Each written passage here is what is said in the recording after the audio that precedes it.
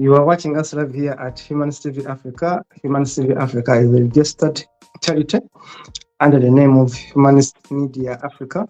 We are registered to do work, especially online, work that generally is given less attention by many social media platforms. So, as a human rights organization, and of course, as an advocacy a powerhouse, we are here to empower each other, to learn from you, to learn from us, and of course, to sharpen each other, to help each other get out of poverty, get to know things that we must know. My name is Katum Mukasa, and in the studio is Dennis Bongole to do the production. And of course, every Saturday we have experts. Experts are activists, advocates, especially for consumers, who defends the right of consumers. These are the experts that we host every Saturday from Consent Uganda and other organizations to come here and empower us and share with us so that our viewers can be able to benefit from their expertise. I want to thank so much our teams in Ghana, our teams in Nigeria, Uganda, Zambia, Zimbabwe, Sierra Leone for sharing our live shows on Facebook. I want to thank you so much. Of course, we have had some technical glitches through our YouTube channel, but we shall be able to overcome that. I want to thank you so much for always sharing our shows, and I want to continue encouraging you to please, once you watch it, once you watch us on Facebook, please go ahead and subscribe. Find us again on our YouTube channel. You are going to be seeing our link. It will be right there. Our telephone number and our WhatsApp numbers are going to be right there on your screen, as our producers will be able to put them right there. So today, we are going to be continuing handling issues to do with consumer activism and consumer rights. We are handling the biggest animal in the house. We are talking about the financial service sector, stakeholders and their core mandates in service. We're looking at the providers and consumer protection. So we're looking at financial service sector. It's a big thing. We'll be talking about the tyranny of banks, the tyranny of people handling money. In Africa today, we have what we call mobile money services. How many people are losing money in mobile money services? What happens to your money if you lose your phone? What happens to your money if you died and the money remained on the account of your mobile line? What would happen to that money? How much money is lost in between? I was looking at the reports shared by Mr. Chimera, and of course doing some other research, and it was indicating that we have lost people in Uganda. By 2021, they had lost over $4 million in mobile money transactions and, of course, bank fraud. Because mobile money and bank, they are all in the banking sector.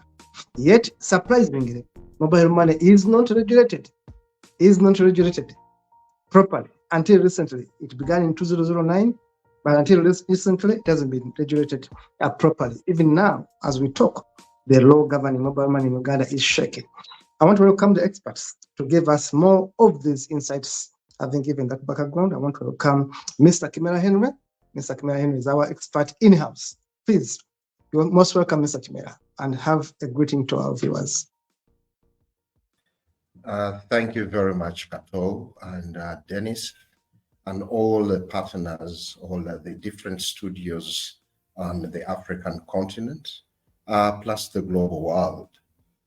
We are always honored to be with you and to share with you. And it is a great pleasure that we are once again coming on our second in the series with regards to digital finance, but looking at the wider financial services and looking at issues to do with consumers. I would like to, on the onset, to say last week we started with, first in the series, we looked at our linking it to consumer rights and consumer responsibilities, and also bringing in risks and looking at the different players, looking at digital finance in its different avenues, where we find it is in banking, it is in insurance, it is in health, it is in education, it is in the food sector, and even in transport.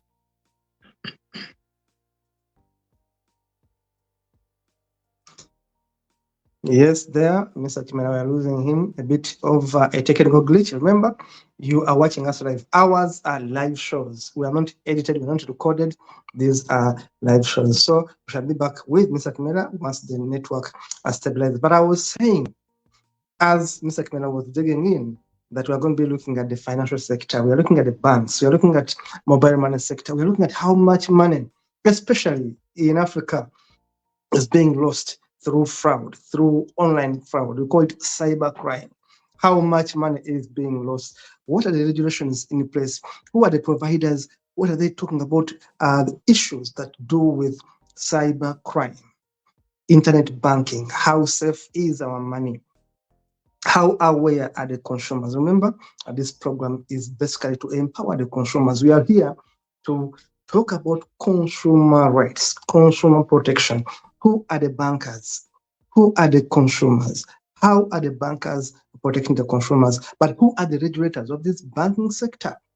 Service providers. So we look at the providers, we look at the consumers, but also we look at the awareness. Mr. Chimera is back. Please continue from where you stopped. Thank you very much. As I was telling you, or as I was sharing with you consumers, the genesis on how we rolled last week, I was giving you that digital finance has got a vertical and horizontal kind of operating environment. And you'll find that it is in every aspect of humanity. Like I was saying, it is in the banking, the money aspects, it is in the food sector, it is in the education sector, it is in insurance, it is in transport, it is in entirely everything that we consumers engage in and consumers we dearly go to. So the digital finance, like we said last week, has got positives and negatives.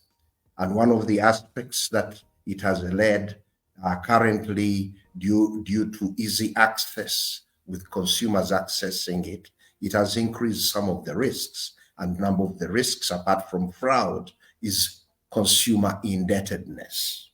Consumers continuously borrow differently using borrowing from the national service providers or mobile providers, borrowing from using apps that now they are accessing easily. Traditionally, consumers hardly accessed money, but with digital finance or the digital infrastructure, consumers now can easily access finance. You will appreciate, consumers, that we are a very powerful force, that we easily bring change. But as we bring change, we need to look at how that change and new innovations need to be safe for us, and how we can drive the digital finance through responsible actions for the systems to grow, to protect our privacy, and also change the behavior to bring a difference so that the digital finance is fair for us and we use it responsibly. We'll appreciate that with the acceleration of technology innovations, there is quite a great need now to focus on respective fundamentals. And that's why we are doing these programs with Humanist TV.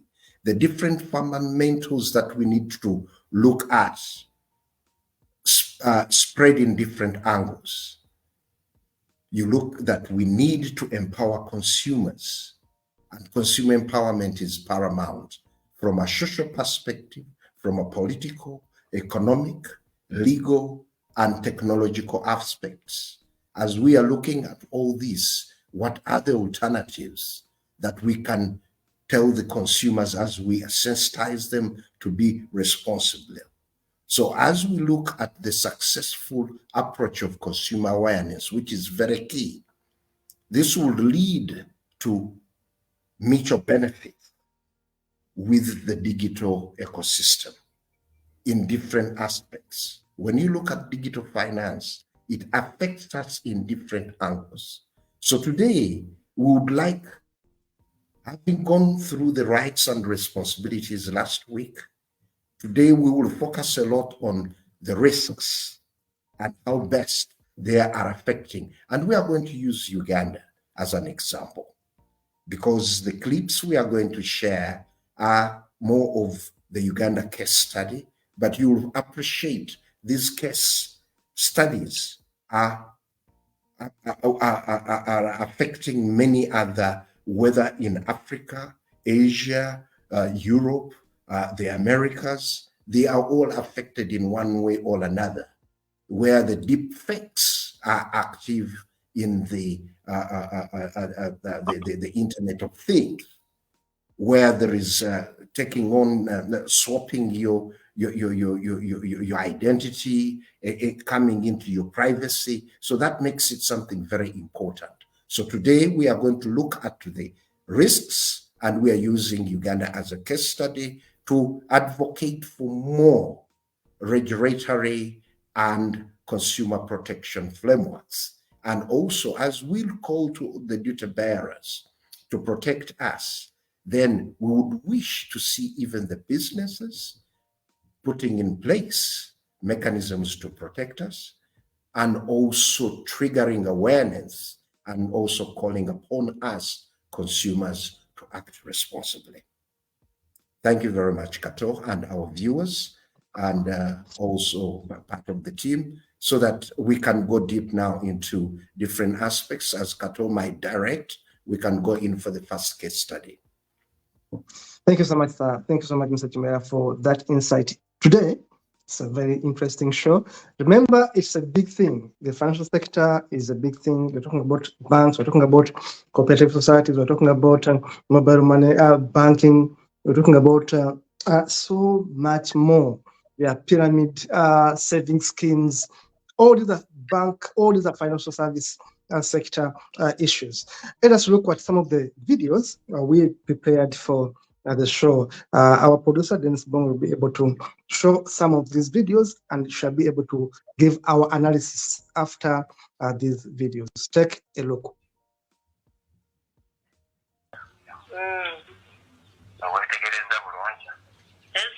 Wednesday evening, Patience Atuhaire, whose real name shall be concealed in compliance with the request after she reconsidered the same, was fleeced of 1.6 million shillings in a telephone fraud. Coincidentally, she had just received the money from one of her children when the scammers called her to carry out their scheme.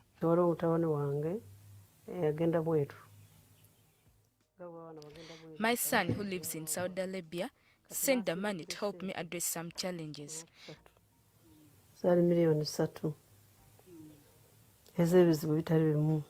Earlier, purported telecom operator had called her, threatening to switch off her phone, which left her vulnerable to manipulation, as she believed it to be a legitimate call for genuine help.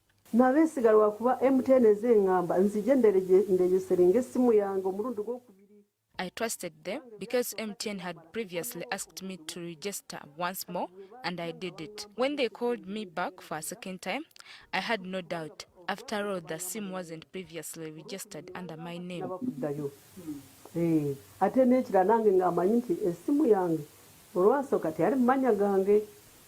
She sent the money in 2 phases, as the fraudsters still had the courage to manipulate her to take whatever was left in the account. They gave me 2 numbers to write down. However, when I cross-checked, I found out that the first number withdrew money from my phone. Then the same thing happened with the second number.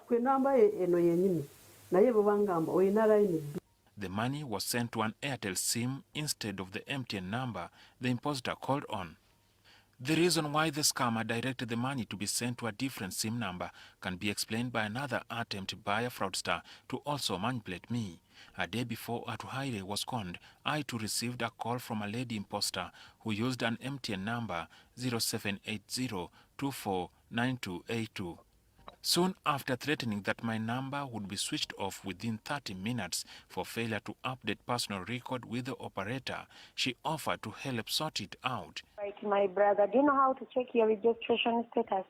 I know maybe you need to direct me on how to do that. All right, don't worry. So right now, you're going to dial start first to the service, the new service operation. You press *132#. I chose to be loyal in order to understand the trick. The call lasted several minutes. The help required entering certain codes into personal mobile phone, and even as I pretended to do so, the imposter could tell that I had not complied. You're using a smartphone, button phone. No, button phone. If it is a button phone, do what I'm telling you. Don't write it down, because we are on time. We will not wait for you to do it, yeah? Okay, you press star with me, star. Uh-huh. Are you done with this, star? Yes, I'm dialing star. 1, 1, 3, 3, 2#. 2#. You're writing, you're not dialing. The call ended with an abuse, certainly after the telephone operator who called me noticed that I was pulling her leg. You press on the very phone you're speaking to, please. Okay, you said you're Madam who? You're very stupid. Come to the service center, idiot. We declined to enter the digits, missing out on us the opportunity to learn more about the tricks, but we were keen not to compromise personal gadget. The first attempt to identify the name behind the call fell flat. At this moment, I do not know the person who was behind the call, and as such, I'm going to try to send the person the money generously on mobile money to try to see under which names is the SIM card registered. A generous decision to send money to the imposter would have provided the name on which the SIM is registered, but alas, the feedback message indicated it was not registered for the transaction. Certainly, it is the primary reason Atuhaire was instructed to send the money to another number that the fraudster could easily withdraw from. Another generous attempt was to purchase airtime for this telephone operator, and boom, it was registered under the names of Israel Evans Bossa, which should be a male's name, yet the person behind the call was a lady. Under the circumstance, it is difficult to tell with certainty whether the SIM was deliberately registered under the names for purposes of defrauding unsuspecting members of the public, used illegally from a snatched phone. The national identification number NIN for registration of the SIM was obtained from a lost national ID, or the record may have been obtained from one of those places personal information is required. The communications sector regulator highlights all of the above as possibilities. We know that there are some vulnerabilities in the SIM card registration and activation process, whereby when you go to buy a SIM card, someone can trick you into entering your biometrics more than once. Government in 2017 undertook mandatory registration of SIM cards with personal details, primarily to curb down on crimes committed with the aid of mobile phones. The exercise is a mandatory requirement to date. But communications regulator says only little can be done to stop the fraudsters. We've gone countrywide to try and educate people. But even as we educate the public, even the Bafede listening to the same message and update their tricks. The lockdown is blamed for fueling the vice. And as a result of the increased usage, we also had an increase in the people out there who were trying to manipulate the increased usage. Concern. Over the last few months, the incidence of fraud, mobile money fraud, has increased significantly. Okay, you see, as MTN, we have built a very secured mobile money platform. Okay, what we try to do is, whether it's the USSD, whether it's USSD string, whether it's the mobile money app, we have built enough protections for customers. Our desire to understand the magnitude of the problem based on reported cases failed, as police directed that this shall be reflected on the yet-to-be-released annual crimes report. Currently, we have 17 ongoing cases, 11 of which are before the courts, and 6 of which are still in the investigative process. The communications regulator, Uganda Communications Commission, advises on the need to be vigilant and cautious whenever one is using electronic services, since all they can do at the moment to protect them is mass sensitization against the vice. What this means is that the illiterate and the elderly will remain vulnerable at this time, because the experts admit that the fraudsters are always ahead of them. Jackson Onyango, reporting for NTV. Thank you so much, Jackson Onyango. That is a good one from NTV Uganda. That was a courtesy video from NTV Uganda. But you can see, if you watch it carefully, you'll see the struggles many people in Africa go through, losing millions of money to scammers, online scammers. It's quite absurd. And I want to thank so much, Mr. Kimera, for sharing this video. Now, for the updates of our viewers, Uganda began mobile money banking in 2009. And surprisingly, there was no law to regulate mobile money banking until 2020. Now you can imagine, for over a decade, these people were handling billions of money, millions of US dollar equivalent in cash. In fact, at one point, mobile money sector was rivaling with banking sector, the old mainstream banking sector. And many banks became ineffective. Up to now, many banks are no longer operating very well because of mobile money transactions. It becomes so easy to use my phone to transact than going to a bank. Now, but you can imagine, these people, Airtel, MTN, were conducting business in Uganda without a valid law, without an enabling act. Then UCC, Uganda Communication Commission, came in to regulate a bit, but again, it was not effective. Katuntu, Abdul Katuntu, a senior lawyer, went to court in 2012 to challenge this irregularity, to ask questions. Why should people manage funds? These are, first of all, foreign companies. MTN Uganda, Airtel Uganda, they are owned by foreigners. They are here managing billions of money each day, earning profits. People die without claiming their money. Now, if I had my money on my SIM card in Uganda and I left it there and I disappear, where does the money go? So people are asking questions. Katuntu went to court in 2012, but still was not successful. Now you can imagine, it took how many years? Over 10 years, that in 2020 an act is made. But again, it's not even effective. Until recently, this year, April this year, they're talking about a regulation, because now Bank of Uganda regulates directly the mobile money sector. Now, having said that, look at the fraud. Bank of Uganda says from April this year that to transact 1 million shillings and above, you must go with your national ID. National identity card to withdraw 1 million and above. But how many Ugandans basically follow this transaction, follow this rule or regulation? How many mobile money subscribers will insist for you to provide a national ID? Because they must keep a copy.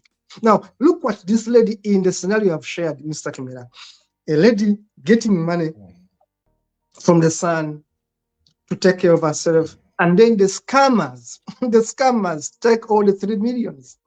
And by the way, we are losing US dollar, 4 million US dollar in mobile money scamming. That's too much money. So how many people are getting enriched out of stealing from the unsuspecting consumers? So Consumer Consent Uganda, Mr. Kimera here, is an advocate for consumer rights. We don't normally have these advocates. He's here to share with us these insights, but also give us in-depth guidelines on how to protect our consumers from being scammed. Mr. Kimera, over to you. Thanks so much for the video, and let me hear your analysis on the matter. Yeah, thank you very much, Kato and viewers. The mobile money sector as part of the digital finance family has continuously been growing. All that started differently with the guidelines on mobile money transaction. Eventually in 2022, we got National Payment Systems Act, where the aspects to do with mobile money eventually left the telecoms and opened up different players in the sector where you now have mobile money companies, all that previously were telecoms. So, and then, though they're still using the infrastructure of the same telecoms, but they are different franchise or different businesses. So with the National Payment Systems Act in place, there are regulations, there are consumer protection regulations. But we will appreciate that with the fast growing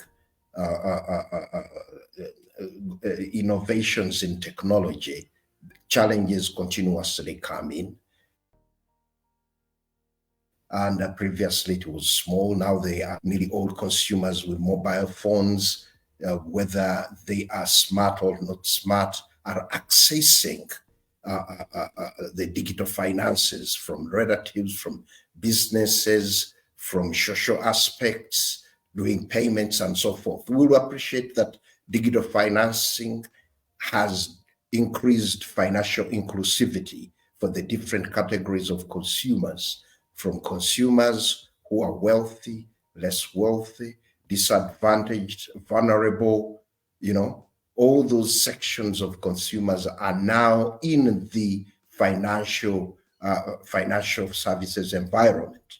And all this brings its in different aspects. So the digital ecosystem has got mutual benefits, has got scrupulous players, but then the unscrupulous tend to take advantage of the say weak or lack of awareness and failure to implement some of the mechanisms. So this brings up challenges, and the benefits that will have come out to increased financial inclusion end up making consumers more vulnerable, making businesses more vulnerable, making even the duty bearers also vulnerable. The videos are quite old, but when you look at what is there currently, at Consent we do harvest consumer complaints, but a number of the complaints, majority of the complaints in regards to communication and financial services are mainly with fraud, poor networks, poor infrastructure, poor customer. All this leads to consumer loss of trust and confidence in the system. So something that would be there to serve consumers as an alternative, a better choice to meet their needs, is weakened by the unscrupulous. So this is the need, where we need to continuously engage, do sensitization, make consumers aware, go on with advocating with the authorities when we share some of the complaints, so that the authorities look at mitigation measures.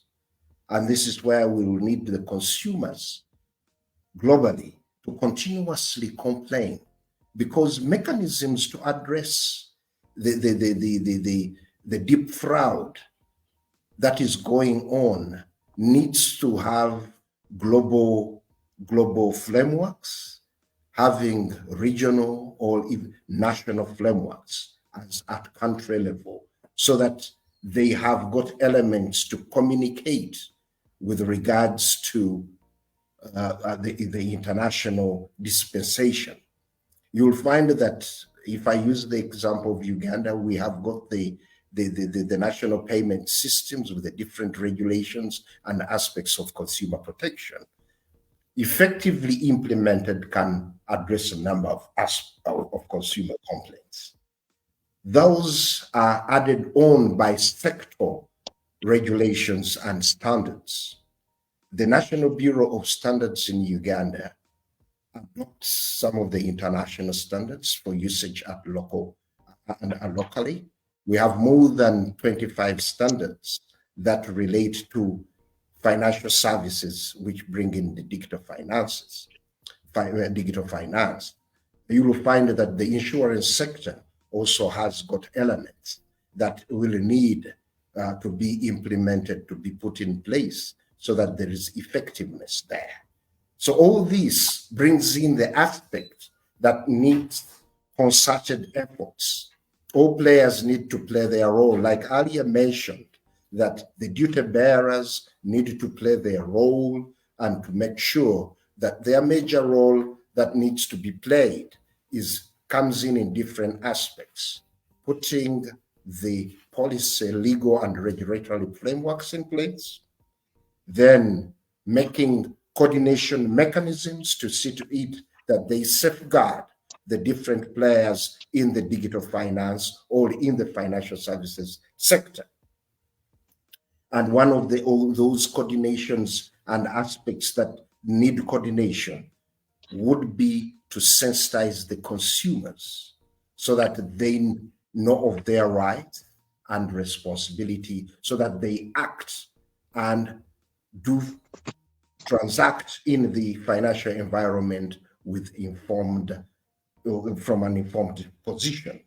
Then other aspects that need to be put in place as infrastructure to address all these major complaints is mechanisms to do investigations, to monitor, to do surveillance, not only to wait for consumers to complain, but you'll find, like in the video, some of the information is that many victims, like in banks, do not complain, but they just talk of glitches.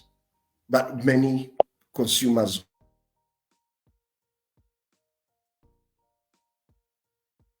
So what is very key is to have the frameworks in place, to have coordination with the different sector players to come together and make sure that regulations, safeguards that are in their respective sectors are implemented to safeguard.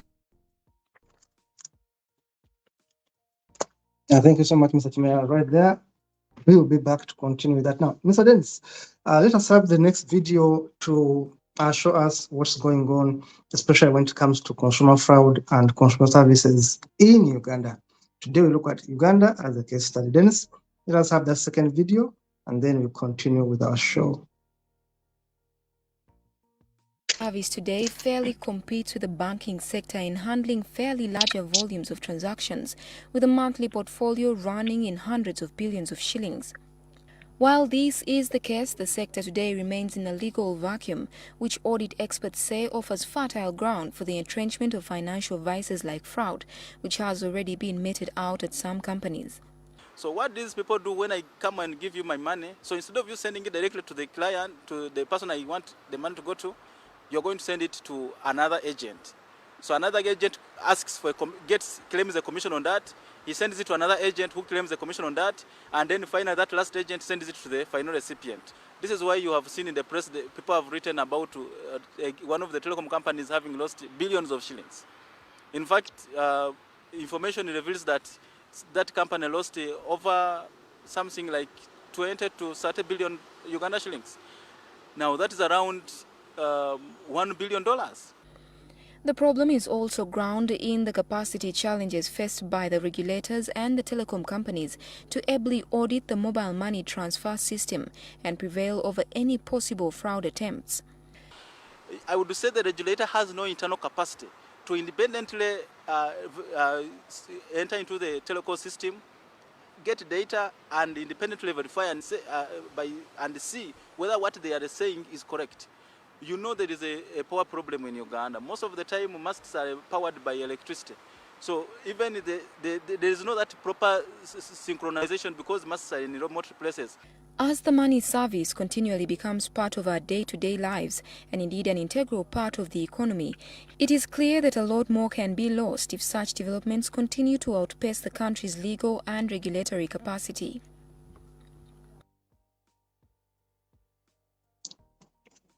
Thank you so much. That is quite telling.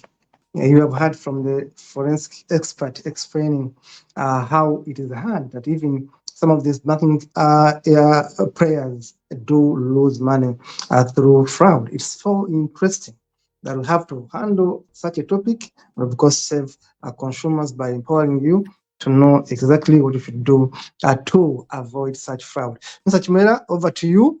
Let us hear you out on this next video and your analysis. Yeah, so thank you very much, Kato, and all our viewers. That shows you the magnitude. And like I was saying, that with the different policy, legal, and regulatory frameworks in place, there is also a need of fully fledged institutions that are well coordinated. You'll find that some of these aspects, the infrastructure that is facilitating all the digital transactions, has got a different regulator. The service of the financial services have got a different regulator. Then the different products that banks come up with, the mobile money companies come up with, even the other private sector companies come up with like apps to give loans, are also managed by, mainly you'll find that the financial sector has got more than 4 regulators. Bank of Uganda, looking at financial institutions that are keeping funds, and then you'll find at a certain threshold, then you'll find that they are microfinance institutions of a certain threshold that have got also their different regulator. Then you'll go to the insurance sector, which has got also its other regulator. Like the expert was saying that some do not have the capacity. You'll find that the Financial Financial Intelligence Authority is another regulator. So this is where I was looking at that the financial sector or financial services sector need coordination to look into how all these unscrupulous aspects are rolling, and who ends up to be the victim is the consumer. Like earlier mentioned, and it has come up very clearly in that last clip, and this is where we said we are going to more look at the risks. You'll find that the major risk, like one was saying, we have got the insecure, unreliable infrastructure, which continuously gets disrupted. Just imagine when I've been a victim one time also, due to the poor inconsistency of the networks. You will find that globally we are all suffering from the glitch that happened with the Microsoft network, with one of the biggest suppliers, where you are in UK, Heathrow, and I think Gatwick and other airports have not yet got back into system fully, all their back-end system, but they have got a backlog. So you will find that this infrastructure is very key. And at times, this is where the risks come in, and we will need to make sure that as countries in different African countries and globally, the infrastructure glitches, the inconsistencies in networks need to be addressed to make sure that consumers get good quality services. The other aspects that need to, thank you very much, Dennis, for bringing that. The other aspects you'll find at the end of all this, having gone through this global technical glitch, there are lots of fraud and scams. And this is where this series now we are going to hold with regards to digital finance, we will need to address and make sure that these scams and fraud that affect us through our daily aspects, apart from financial, apart from travel, like even healthcare, finance, they need to be having secure and backup. I was listening in where different experts were saying, in a modern world today, how can such huge corporates just back on one supplier of that service? So looking at aspects of looking at plan B putting safety measures in place will be very key. You'll find at the end of this global tech outrage that a lot of data misuse might have taken place. But if apart from this global outrage, in all these aspects, the other risk, like I've said, of insecure and unreliable infrastructure, which we need to solidify, aspects to do with fraud and schemes, the aspect of data misuse is another worry. Look at the first video we were looking at, one misusing your data, asking you to put in this so that they can get your password. So the schemer was asking the consumer to put in their, to put in those digits so that they can open up that system and they access the password and withdraw the money. So these are some of the risks that we need as different players and regulators to make sure that we continuously sensitize, as earlier was mentioning, the different elements we need after the laws or the frameworks, the coordination, carrying out investigations, doing surveillance, and coming up with different crime protection measures. One of the other most important would be doing a lot of awareness. Doing a lot of consumer awareness is going to be very key. But as we are looking at all these risks, some other major risks is lack of transparency. Consumers are losing trust when they go in to complain. There isn't a transparent way of complaining. It can be on piece of paper, but when they start following the system, it becomes so complex for them that they are tossed like a ping pong ball, and they end up losing trust due to lack of transparency and lack of taking responsibility. They don't want to take on liability for their wrongs.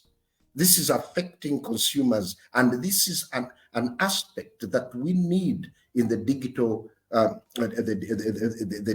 digital finance for institution, business operators, service providers to be transparent. Consumers get frustrated by the non-transparency and the complexity designed in there to hide the wrongs. So this is a major risk. And then the aspects like what leads to untransparency and complexity leads to lack of redress. Like you were saying earlier, somebody does a small mistake and money is misdirected. Somebody passes on and leaves the money behind. The families don't get redress due to the non-transparent or the complex system they have to go through, get letters of administration, go and do this, go and do that. Then they end up not accessing the resources. All this leads to consumers losing trust in something that would have been viable.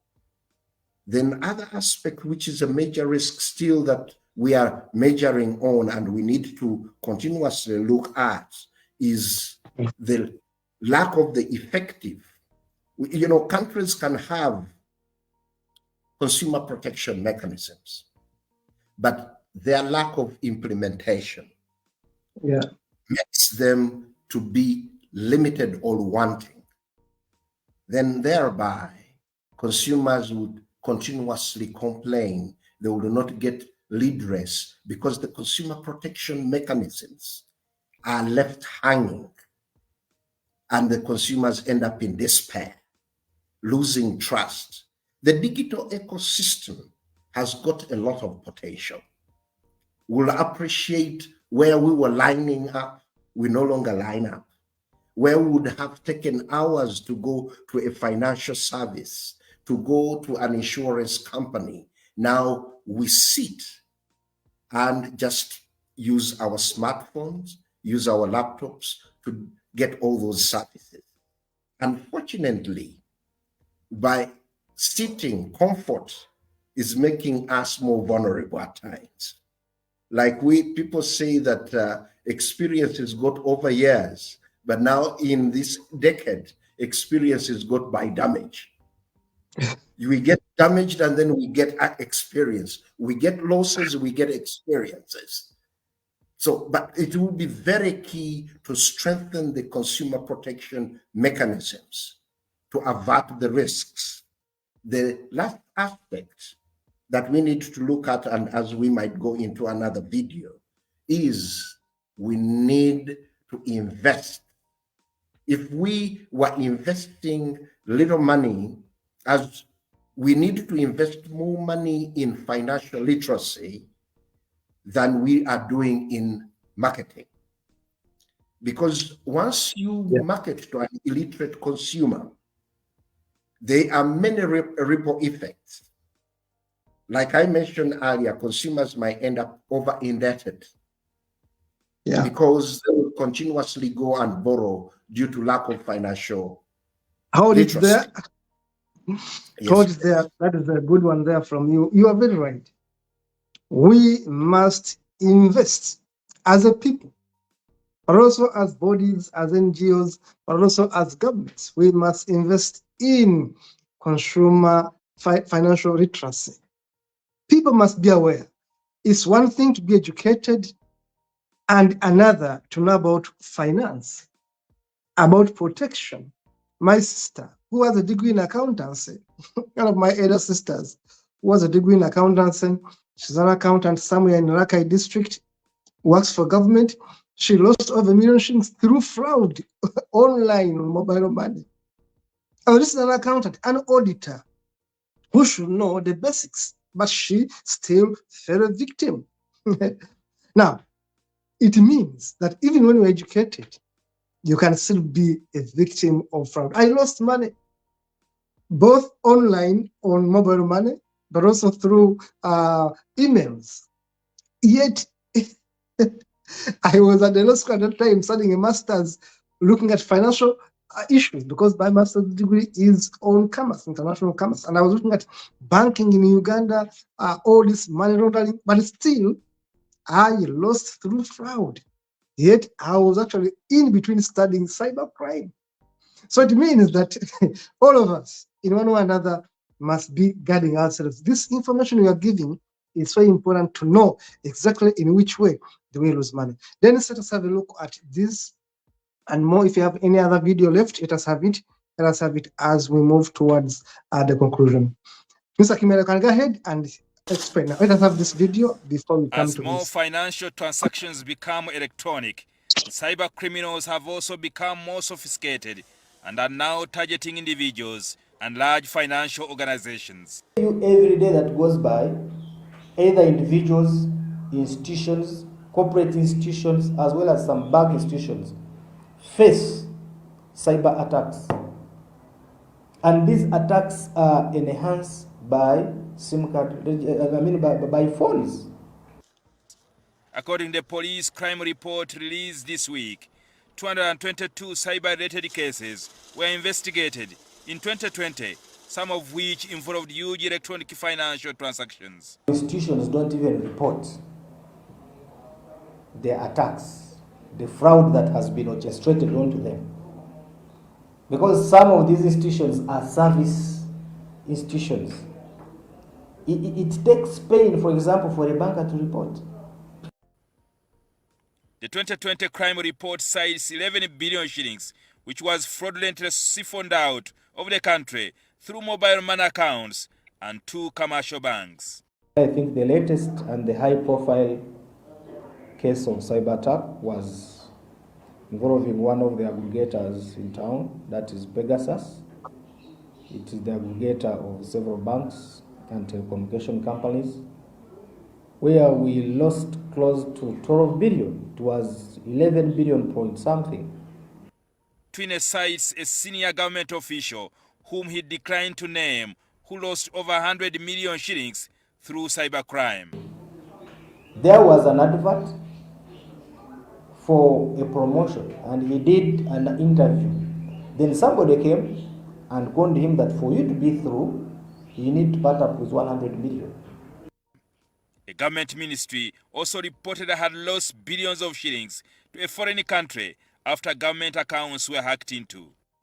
Actually, it was almost successful, but one of their IT experts was able to detect it, and he intercepted that money when it had already left the country.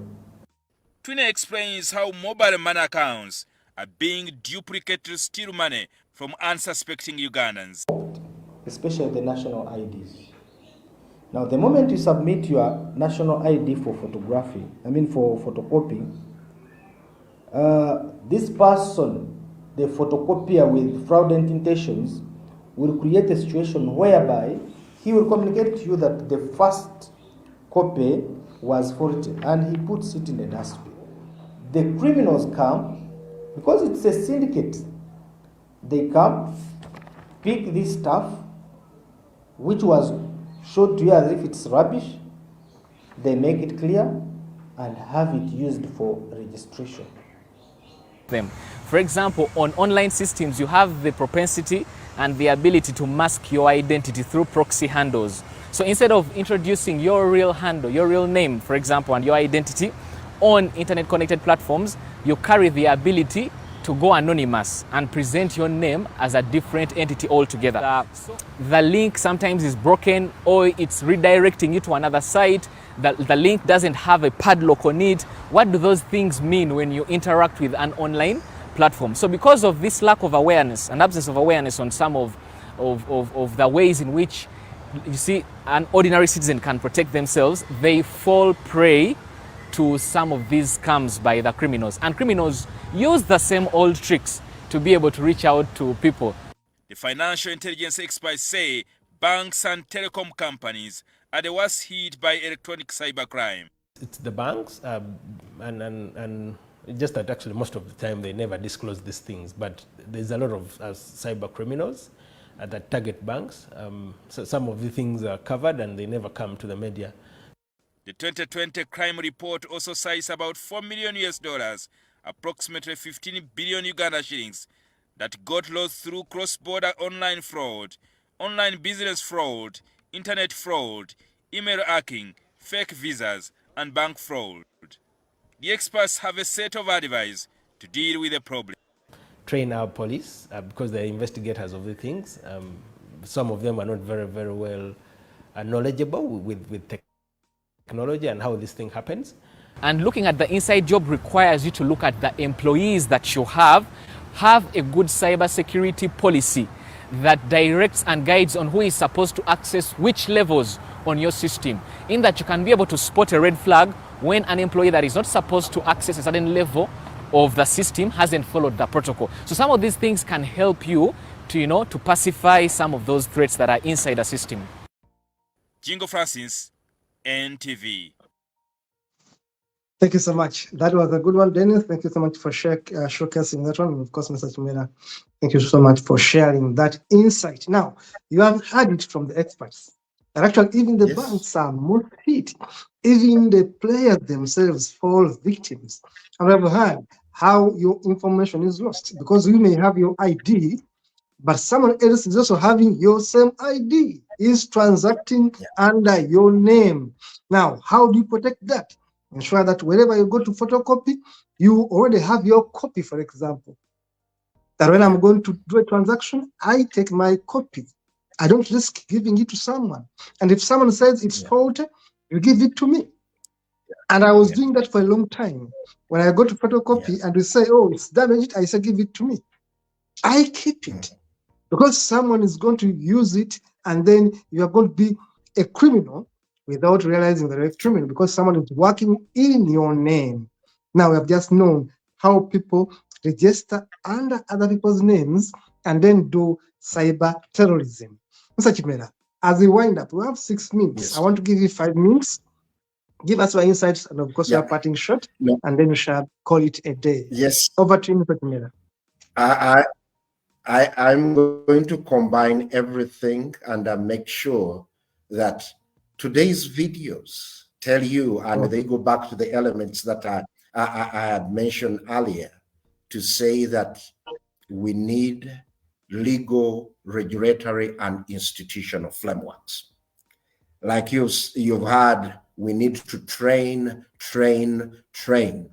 The revolution, or what they call the fourth industrialization of digitalization, the Internet of Things, continuously evolves. So we need to build our capacities from the duty bearers, going into regulations, institutions as the regulators, competent authorities, business service providers, and as the consumers. We need financial literacy. We need safeguards and awareness. That is very key. The element of coordination is going to be very key. Coordination with duty bearers, coordination with financial or service providers, coordination with the consumers when they complain, so that all the duty bearers, the businesses, use this data to do some effectiveness. Aspects to continuously investigate, do surveillance, track, and monitor is going to be very key. The aspects of financial literacy, consumer awareness, not only consumers, service providers, regulators, and policymakers need to be sensitized to make sure that the vagaries, the unscrupulous, do not take away the benefits of the digital ecosystems, its mutual benefits to improving our lives, providing our needs, making sure that we have got more inclusivity, not discrimination, to bring in the vulnerable, to benefit from the benefits of the digital ecosystem. All of these need each one of us to play a role, but the biggest role starts with governance, starts with policy, starts with legal frameworks, regulation, and institutions. I would like to end by saying that consumers, we are a very powerful force. We can change the challenges in the digital sector. We can change the challenges in the financial sector. We can change the challenges in any sector if we speak up and if we raise the issues affecting us. Once we speak up as a force, we can change towards safe, sustainable, and equitable digital systems that protect our privacy, that make us live a more resilient life, and through our behavior change, we can make a difference. Let us not gain experience through damage. Let us gain experience, even if it is through damage, but it leads to a better world where consumers, we are accessing digital services, but when things affect us, we have got redress mechanisms.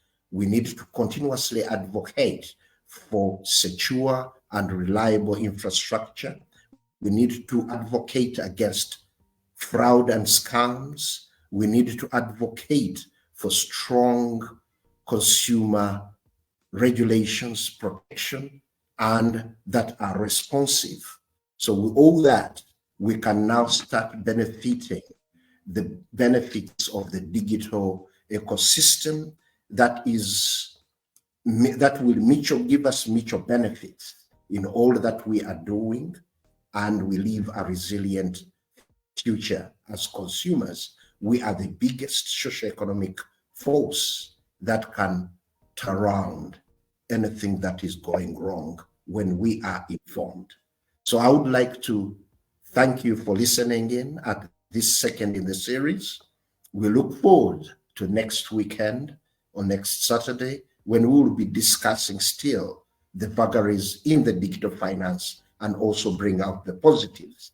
If we are sensitized and we're strong, we will need to look at all these things from a social, political, economic, legal and technological aspects.